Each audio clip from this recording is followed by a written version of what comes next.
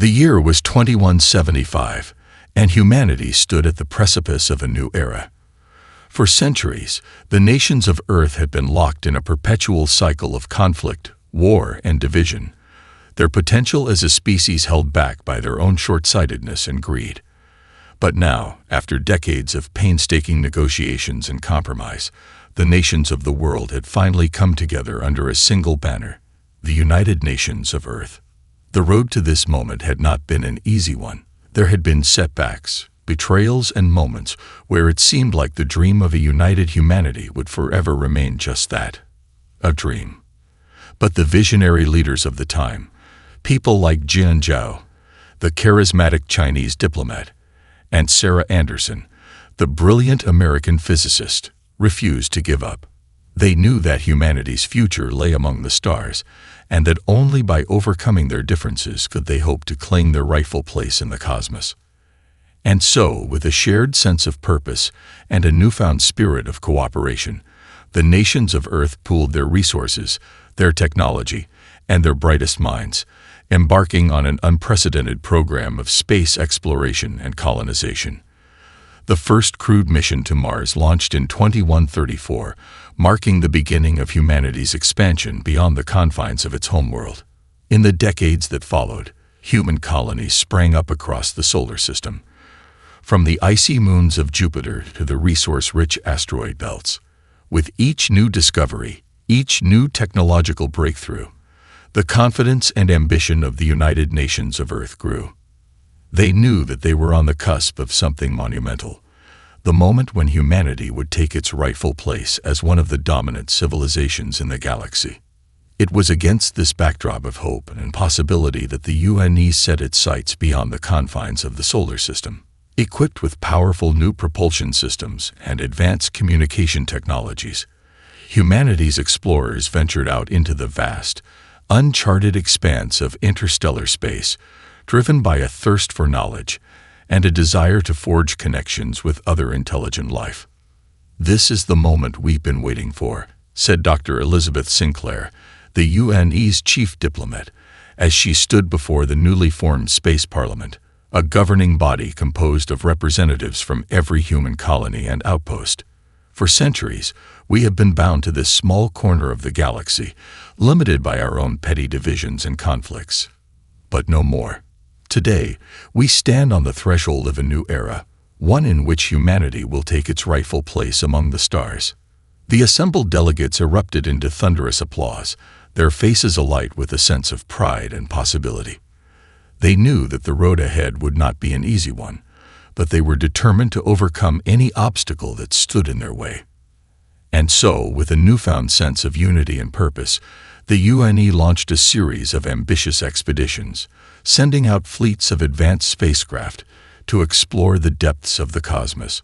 They made first contact with a multitude of alien civilizations, each one unique in its culture, technology, and worldview. Some were wary of the humans, fearful of their rapid expansion and growing power, while others saw them as valuable allies in the ever-shifting landscape of galactic politics. But through it all, the UNE remained steadfast in its commitment to peaceful coexistence and mutual understanding. They established diplomatic outposts, forged trade agreements, and shared technological advancements, all in the hopes of creating a galaxy-spanning network of cooperation and prosperity. "We are not here to conquer or subjugate," Dr. Sinclair would often tell the representatives of the various alien species they encountered. "We are here to learn, to grow, and to build a future in which all intelligent life can thrive." Her words resonated with many, and soon the UNE found itself at the center of a vast web of alliances and partnerships, a beacon of hope in a galaxy that had long been dominated by the machinations of more powerful civilizations. Yet even as humanity's star continued to rise, there were those who watched with a mixture of envy and trepidation. In the shadows of the Galactic Consortium, the dominant political and economic power in the region, whispers of a plot began to circulate, a plot to undermine the UNE and seize control of the valuable resources and technology that had made them such a formidable force. And so, as the UNE celebrated its victories and looked ahead to a future filled with boundless possibilities. Unaware of the storm that was brewing on the horizon, the stage was set for a confrontation that would echo through the ages, cementing humanity's place in the galaxy and teaching a valuable lesson to those who would dare to cross them. As the United Nations of Earth's diplomatic corps prepared for their first formal meeting with the Galactic Consortium, a palpable sense of anticipation and unease hung in the air. After decades of cautious exploration and tentative outreach, the stage was set for the UNE's most important interstellar encounter to date. Leading the UNE delegation was Dr. Elizabeth Sinclair, a seasoned diplomat renowned for her keen intellect, her deft negotiating skills, and her unwavering commitment to fostering cooperation between diverse cultures. Alongside her were a team of experts in fields ranging from economics and trade to military strategy and xenobiology, all of them acutely aware of the high stakes involved in these negotiations. As the UNE's flagship, the Intrepid, dropped out of faster-than-light travel and approached the coordinates of the designated meeting point, a sense of awe and trepidation washed over the crew. The sheer scale of the Galactic Consortium's capital ship, a colossal vessel that dwarfed even the largest human constructions, was a humbling reminder of the power and influence wielded by their prospective allies, or perhaps their rivals. "All stop," came the order from the bridge, and the Intrepid came to a graceful halt, its sleek, angular hull gleaming in the reflected light of the nearby star system. "Hail the Consortium vessel and request permission to approach and dock." Within moments, a response crackled over the communication channels, the alien language translated seamlessly by the ship's advanced universal translator. "United Nations of Earth vessel, you have permission to approach and dock. Welcome to the Galactic Consortium."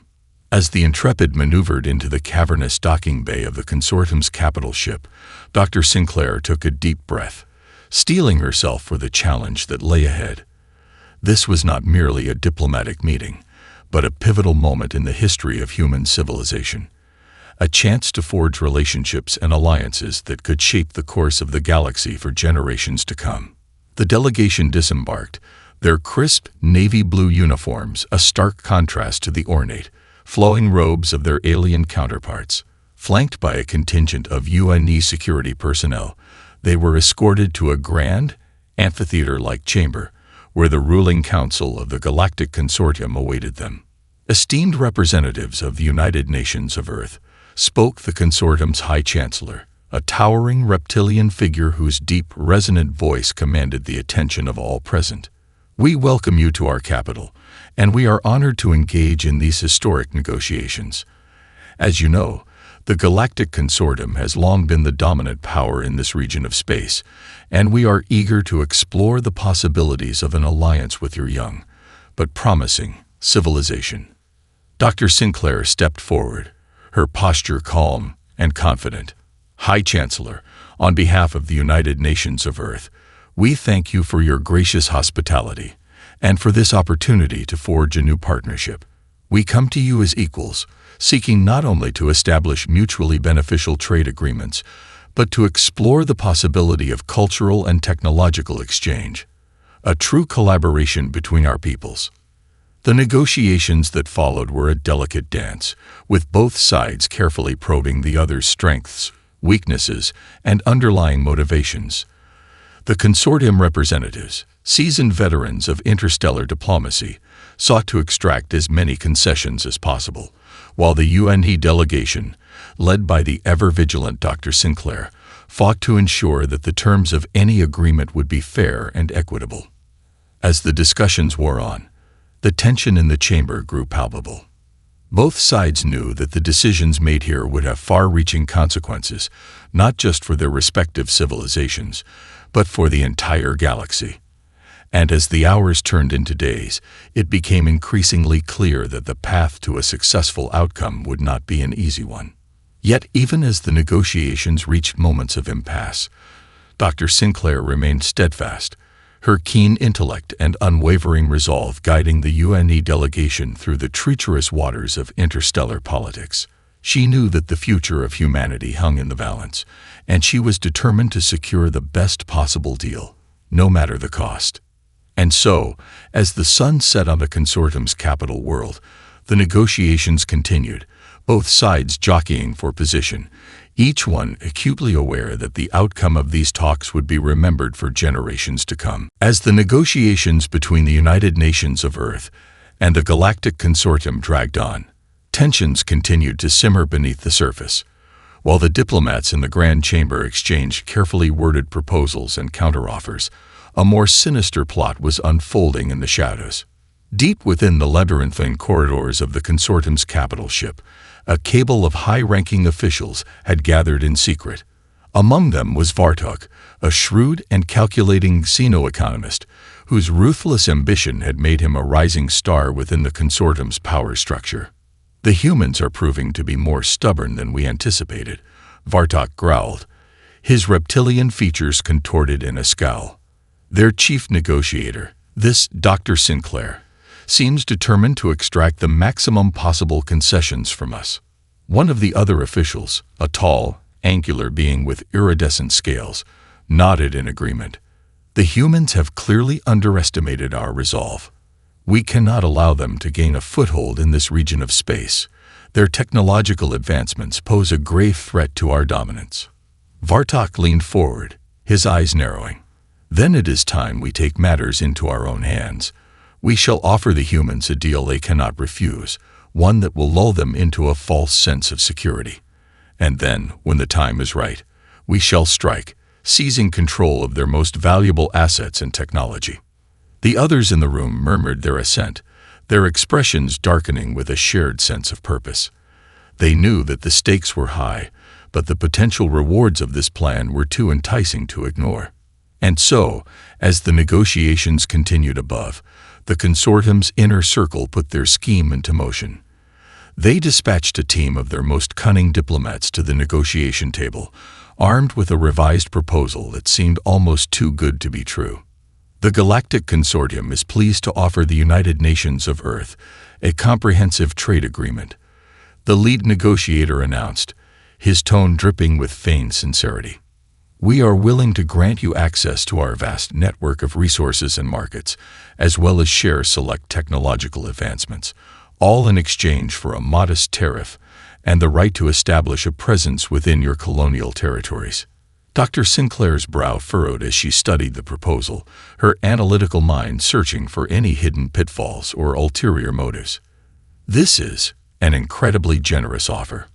I must admit, I'm surprised by your willingness to be so accommodating." The lead negotiator offered a thin smile. "The consortium values cooperation and mutual prosperity. We believe that by working together, our civilizations can achieve greatness beyond our wildest dreams." Sensing an opportunity too good to pass up, the UNE delegation eagerly accepted the terms, and the agreement was swiftly signed, to the great delight of the consortium's representatives. As the humans returned to their ships, jubilant at the prospect of this new alliance, the consortium's inner circle allowed themselves a moment of triumph.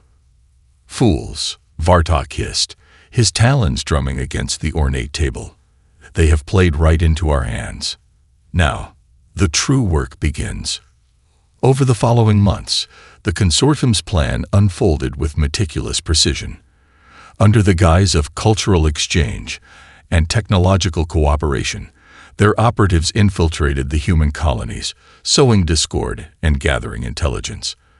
They manipulated trade agreements, skewed economic data, and exploited the UNE's good faith at every turn. And all the while, Dr. Sinclair and her team remained blissfully unaware of the web of deceit that was being woven around them. They basked in the glow of the successful negotiations, eagerly embracing the newfound prosperity and technological advancements that the consortium had promised. Until, one fateful day, the truth was finally revealed. During a routine visit to one of the UNE's most promising colonial outposts, Dr. Sinclair and her entourage were shocked to discover that the promised consortium aid and investment had never materialized. Instead, they found a troubling pattern of exploitation, with the local populace struggling under the weight of crippling tariffs and unfair trade practices. Furious, Dr. Sinclair immediately demanded an audience with the consortium's High Chancellor, determined to get to the bottom of this betrayal. But when she arrived at the capital ship, she was met with a sight that chilled her to the core. The consortium's leadership, gathered in a cavernous chamber, regarded her with a mixture of disdain and triumph. "Welcome, Dr. Sinclair," the High Chancellor sneered, his voice dripping with contempt. "I'm afraid your precious alliance is about to come to an end." As the realization dawned on her, Dr. Sinclair knew that the fate of humanity now hung in the balance. The consortium had betrayed them, and the consequences of their actions would reverberate through the galaxy. But she was determined to fight, no matter the cost. The stage was set for a confrontation that would shake the very foundations of the known universe. The news of the Galactic Consortium's betrayal spread through the human colonies like wildfire. From the bustling megacities of Earth to the remote outposts scattered across the solar system, a collective cry of outrage and indignation rose up, shaking the very foundations of the United Nations of Earth. In the halls of the UNE Space Parliament, the reaction was one of both shock and fury. Delegates from across the colonies gathered, their faces etched with a mix of disbelief and determination. How could they have been so blind? How could they have trusted the consortium so readily, only to have their faith so cruelly betrayed? "This is an outrage," thundered Jian Zhao, the esteemed UNE president, his voice cutting through the din of the chamber. "The consortium has not only broken the terms of our agreement, but they have exploited and oppressed our people. We will not stand for this." A chorus of agreement rose up from the assembled delegates, their fists pounding on the desks in a display of solidarity. It was clear that the mood had shifted, that the delicate diplomacy of the past had given way to a steely resolve to confront the consortium's treachery head-on. All eyes now turned to Dr. Elizabeth Sinclair, the UNE's chief diplomat, whose reputation had been irrevocably tarnished by the failure of the negotiations. Yet, as she stepped forward to address the Parliament, there was no trace of self-doubt or hesitation in her bearing. Her expression was one of unwavering determination, her mind already racing with a plan of action. "My fellow delegates," she began, her voice calm and measured, "we have been betrayed. That much is true. But we must not allow our anger to cloud our judgment. The consortium has played us for fools, and now they seek to crush us under the weight of their dominance. But I say, we will not go quietly into the night." The chamber erupted into thunderous applause, the delegates rising to their feet in a display of unshakable unity. "We must act swiftly and decisively," Dr. Sinclair continued, her eyes sweeping across the room. "I propose that we recall our ambassador from the consortium's capital immediately, and that we begin a comprehensive review of all existing trade agreements and treaties. We must identify and expose every instance of their deception, and then use that knowledge to renegotiate the terms on our own terms." The delegates nodded in agreement, the air thick with a sense of purpose and determination. "Furthermore," Dr. Sinclair added, her voice taking on a steely edge, "I recommend that we begin a massive military buildup, recalling our ships and personnel from across the colonies. We must be prepared to defend ourselves, for I have no doubt that the consortium will seek to retaliate against us for our defiance." The mention of military action elicited a new wave of cheers and applause, the delegates emboldened by the prospect of a more assertive stance against their treacherous adversaries. As the meeting drew to a close, Dr. Sinclair knew that the hard work was only just beginning. She would need to navigate the complex web of politics and diplomacy, rallying the colonies and forging a united front against the consortium's machinations. And she would need to do so while simultaneously overseeing the massive logistical challenge of mobilizing the UNE's military might. It was a daunting task, to be sure, but as she strode from the Parliament chambers, Dr. Sinclair felt a renewed sense of purpose coursing through her veins. The consortium had underestimated the resolve of the human race, and they would soon learn the true cost of their betrayal. In the days that followed, The UNE's diplomatic corps swung into action, recalling ambassadors and dispatching covert operatives to gather intelligence on the consortium's activities. Meanwhile, the military commands across the colonies began the arduous process of assembling a formidable force, drawing upon the best and brightest of humanity's defenders. And at the center of it all was Dr. Sinclair, her reputation restored and her determination strengthened by the righteous indignation of her people. She knew that the road ahead would be long and treacherous, but she was determined to see it through, no matter the cost. For the consortium had awakened a sleeping giant, and they would soon learn the true meaning of human resilience and the unbreakable spirit of a people united in the face of adversity. As the shockwaves of the Galactic Consortium's betrayal reverberated through the colonies of the United Nations of Earth, the government in New York moved swiftly to marshal its forces for the looming confrontation. The calls for swift and decisive action had been deafening, and the UNE leadership knew that they could not afford to let this opportunity for retribution slip through their fingers. At the forefront of the UNE's defensive strategy was Dr. Elizabeth Sinclair, the diplomat whose hard-earned reputation had been so callously tarnished by the consortium's machinations. Now, with a renewed sense of purpose and the full backing of the Space Parliament, she set about the daunting task of coordinating the largest military mobilization in human history. "We must move quickly," she declared, her voice cutting through the din of the strategy room. "The consortium will not sit idly by while we rebuild our strength. They will seek to exploit our perceived weakness and strike before we can fully prepare." Around the table, the assembled military commanders and intelligence officers nodded in grim agreement. They had all seen the devastating impact of the consortium's treachery, and they were determined to ensure that humanity would not be caught off guard a second time. "Our first priority must be to recall all available ships and personnel from our colonies and outposts," said Admiral Katerina Volkov, the steely-eyed commander of the UNE's interstellar fleet.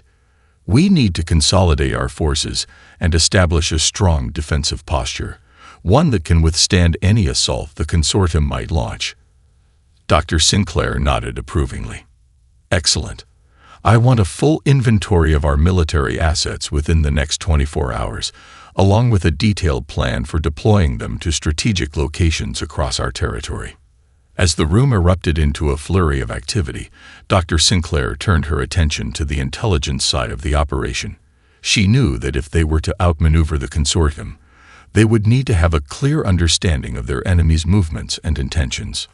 "I want our best operatives deployed to the consortium's capital and its major outposts," she said, addressing the head of the UNE's Covert Operations Division. "I need eyes and ears on the ground, reporting back to us in real time. We cannot afford to be caught off guard again." The intelligence chief, a seasoned veteran known only by the codename Nighthawk, nodded grimly. "Consider it done, Doctor. I'll have my best people on the ground within the week, and we'll start feeding you intelligence as soon as we have it."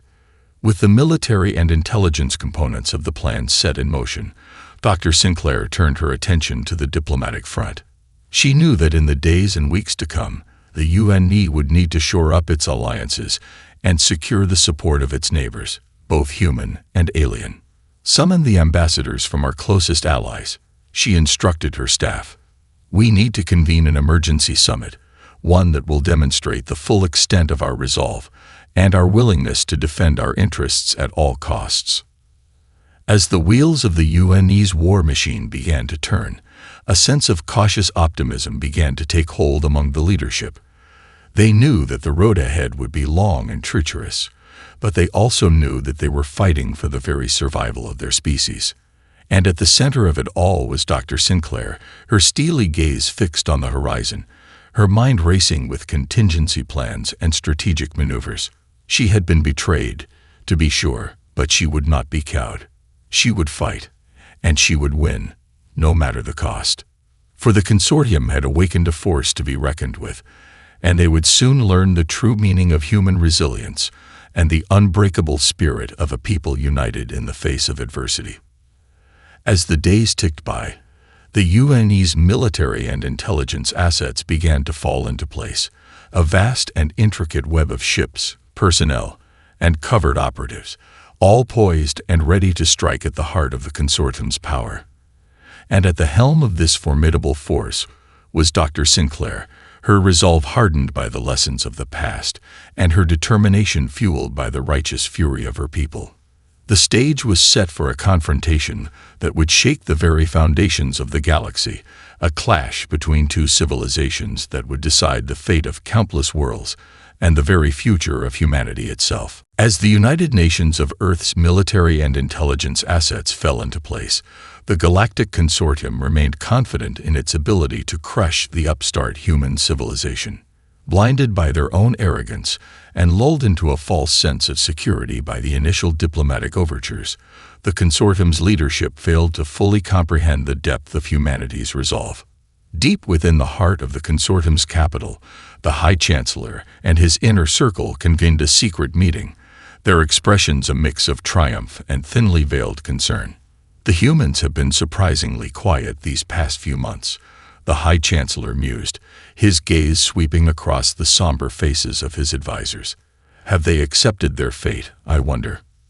Vartok, the xeno-economist whose machinations had been instrumental in the consortium's deception, offered a thin, predatory smile. "Or perhaps they are merely licking their wounds, High Chancellor. We should not underestimate their resilience." The High Chancellor's brow furrowed, but before he could respond, the doors to the chamber burst open, and a breathless aide rushed in. "Esteemed leaders, I bring grave news." The aide gasped, his scales glistening with perspiration. "The human colonies have mobilized their forces. Their ships are converging on our outermost territories, and their covert operatives have already begun to sabotage our supply lines." The room erupted into a chorus of alarmed murmurs, and the High Chancellor's expression darkened. "Impossible," he growled, slamming his fist down on the ornate table. "We have them in our grasp. How dare they defy us?" Vartok, ever the pragmatist, raised a calming hand. "High Chancellor, we knew this day would come. The humans may be more formidable than we anticipated, but we still hold the advantage. Our fleets are larger, our technology more advanced. We must strike swiftly and decisively before they have a chance to consolidate their forces." The High Chancellor nodded, a predatory gleam flickering in his eyes. "You are right, Vartok. Summon the fleet commanders. We will crush these upstart humans once and for all." And so the consortium's forces began to mobilize, their massive warships and legions of battle-hardened soldiers poised to unleash the full fury of their might upon the human colonies. Confident in their superior numbers and firepower, they believed that the final victory was all but assured. But unbeknownst to the consortium, the UNE had been preparing for this very moment, their own fleets and ground forces readying themselves for the impending onslaught. At the forefront of the human counterattack was Captain Elena Volkov, a seasoned veteran of countless campaigns and the scion of a storied military dynasty. Her flagship, the Astra, a sleek and powerful vessel that embodied the very spirit of human ingenuity, led the charge as the UNE's forces surged forward to meet the consortium's advance. As the two armadas clashed in a spectacular display of firepower and tactical maneuvering, the tide of the battle began to turn in the humans' favor. Volkov's fleet, bolstered by the intelligence gathered by Nighthawk's covert operatives, outmaneuvered and outgunned the consortium's forces, inflicting heavy losses and disrupting their supply lines. "They're retreating," one of Volkov's officers shouted, his voice tinged with a mix of disbelief and triumph. Volkov's lips curled into a grim smile. "Not so invincible after all, are they?" she murmured, her eyes never leaving the rapidly retreating consortium vessels. On the consortium's capital ship, the High Chancellor's face was a mask of fury and disbelief. How could this be happening? The humans were supposed to be weak, easily cowed by the sheer might of the consortium's military might. "Impossible," he snarled, his talons digging into the armrests of his throne. "Prepare the planetary defenses. We will not surrender our homeworld to these upstart humans." But even as the consortium's forces regrouped and turned their attention to the defense of their capital, the UNE's relentless assault continued unabated. Volkov's fleet, joined by a legion of ground forces led by the legendary Captain Jack Donovan, pressed the advantage, launching a series of devastating strikes that would forever etch their names in the annals of human history. As the final consortium strongholds crumbled under the weight of the human onslaught, the High Chancellor and his inner circle found themselves cornered, their once formidable empire reduced to rubble. And in the midst of the chaos, a single figure emerged, her expression a mix of triumph and righteous fury. Dr. Elizabeth Sinclair had returned, and she was ready to deliver the final blow. As the smoke cleared over the ruins of the Galactic Consortium's capital, Dr. Elizabeth Sinclair strode forward, her expression a mask of grim determination. The once proud edifice of the Consortium's power lay in shambles, its once invincible military might reduced to a shadow of its former self. And at the center of this dramatic reversal of fortune were the human forces, led by the indomitable Captain Elena Volkov and the legendary operative, Jack Donovan.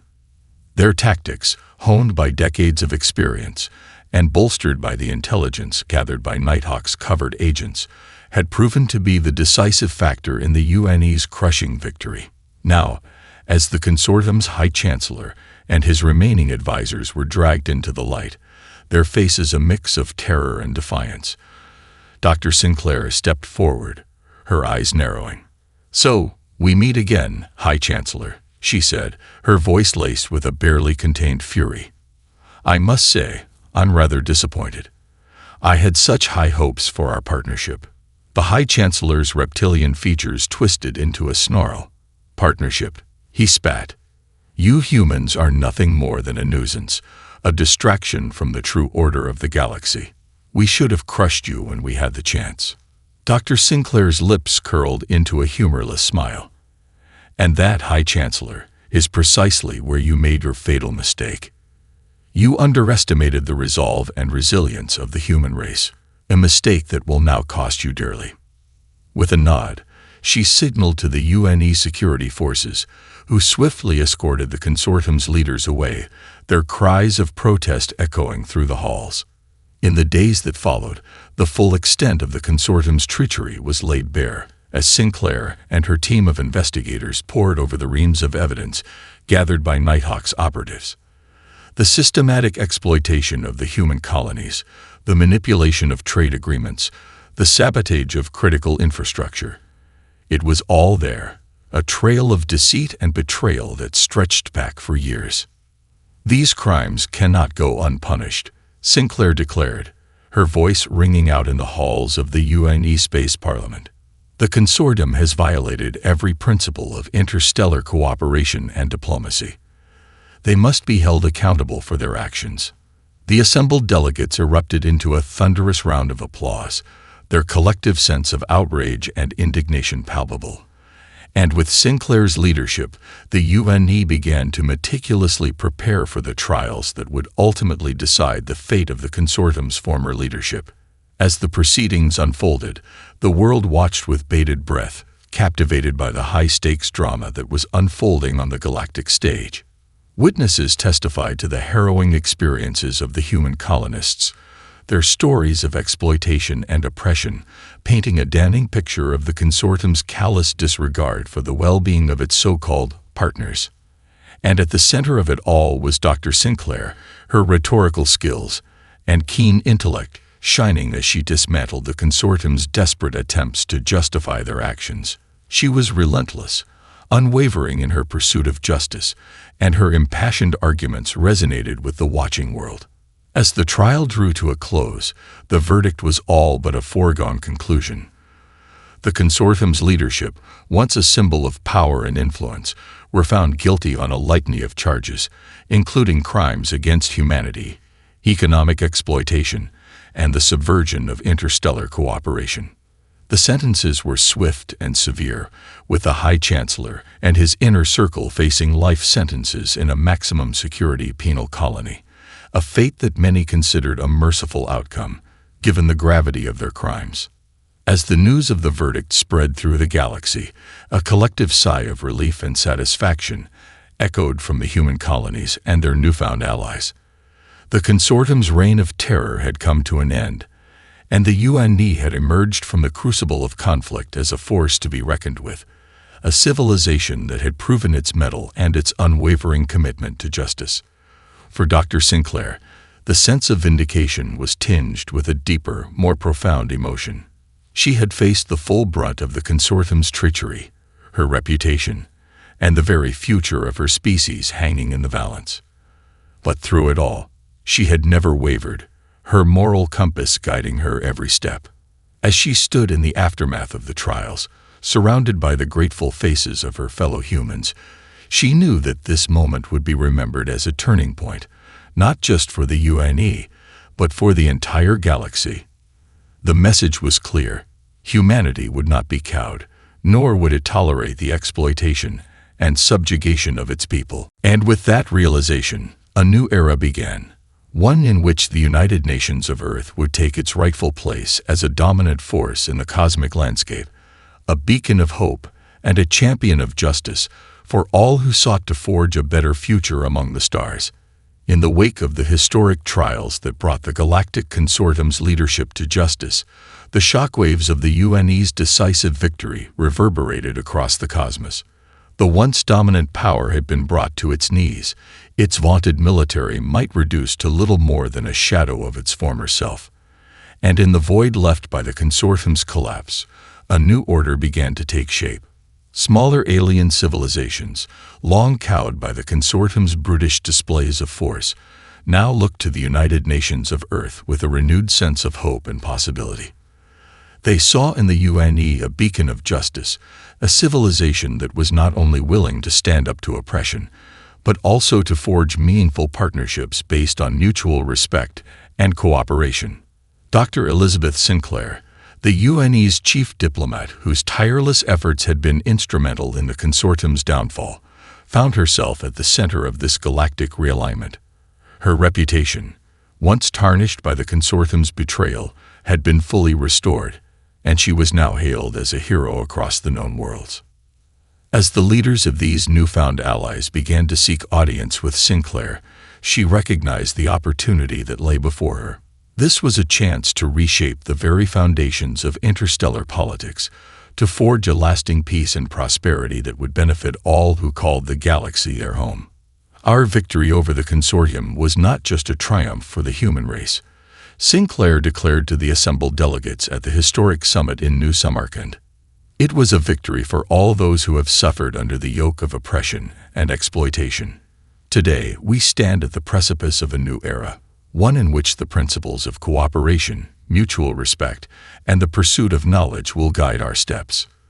The words were met with a thunderous round of applause, the representatives of the various alien civilizations nodding in enthusiastic agreement. They had seen firsthand the cost of defying the consortium, and they were eager to forge a different path, one that would ensure their own prosperity and security. And so, under Sinclair's steady leadership, the UNE began to forge a series of ambitious treaties and alliances, each one designed to strengthen the bonds of cooperation and mutual understanding. Trade agreements were renegotiated, cultural exchanges were established, and a vast network of scientific and technological collaboration was put into motion. The consortium's former territories, once the domain of exploitation and oppression, were now being transformed into hubs of innovation and prosperity, as the UNE and its allies worked tirelessly to rebuild the ravaged infrastructure and provide aid to the struggling populations. "We are not here to conquer or subjugate," Sinclair would often tell the delegates. "We are here to learn, to grow, and to build a future in which all intelligent life can thrive. For only through unity and cooperation can we truly unlock the vast potential of the cosmos." Her words resonated with the leaders of the newly forming alliance, and soon the UNE found itself at the center of a vast web of partnerships, a beacon of hope in a galaxy that had long been dominated by the machinations of more powerful civilizations. As the years passed, the fruits of this new galactic order began to manifest in tangible ways. Scientific breakthroughs in fields ranging from faster-than-light propulsion to advanced terraforming techniques were shared freely among the alliance members, ushering in an unprecedented era of technological progress. And with each new discovery, The reputation of the United Nations of Earth only continued to grow, with the once fledgling human civilization now recognized as a dominant force in the cosmos, a civilization whose values of justice, cooperation, and the pursuit of knowledge had become the guiding principles of the new galactic landscape. For Dr. Sinclair, this was the culmination of a lifetime's work, a testament to the resilience and determination of the human spirit. She had faced the darkest of challenges, had seen her own people betrayed and exploited, and yet she had never lost sight of the fundamental truth that had driven her throughout her career: that through unity and cooperation, anything was possible. As she stood on the balcony of the newly constructed UNE diplomatic headquarters, gazing out over the bustling metropolis of New Samarkand, Sinclair allowed herself a rare moment of reflection. The road ahead would not be an easy one, she knew, but she was confident that the foundations they had laid would endure, a lasting legacy that would shape the destiny of countless worlds for generations to come. And in that moment, as the sun dipped below the horizon, casting a warm glow over the thriving city, Sinclair knew that the day the Space Parliament had learned why you don't double-cross humans had truly marked the beginning of a new era, one in which the human race had taken its rightful place among the stars, a force to be reckoned with, and a beacon of hope for all who sought to forge a better future.